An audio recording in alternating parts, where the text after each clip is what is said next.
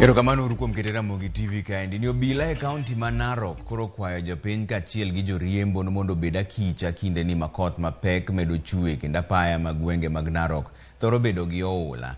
Kanoloso gi Mogi TV e yor simu, jatend obila ma kaunti no Kizito Mutoro oyango ni nitiere joriemb boda ariyo moseyangi ni owito ngimagi kama ne gitemo yoro aora ma iluongo ni Kombit ma oyudore Ole Polos e kaunti no.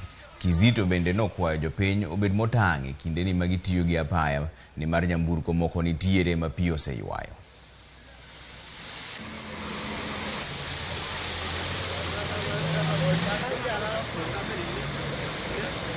Watu wote wenye wako katika kaunti hii kwamba mvua imenyesha katika sehemu mbalimbali, nyanda za juu kule kwenye Mau na vitongoji vyake. So mito mingi imefurika na inaweza beba magari na inaweza beba hata mapikipiki na raia. Kwa hivyo wakifuga mito wapite kwa makini. Na sasa vile tunazungumza sasa hivi, siku moja na mtu amefanywa drowning kule Kilgoris, ambaye mvua ilikuwa imepita ikapita naye.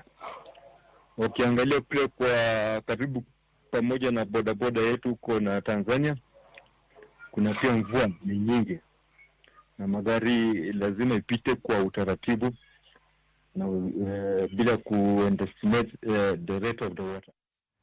Kwa dhibele ni derepe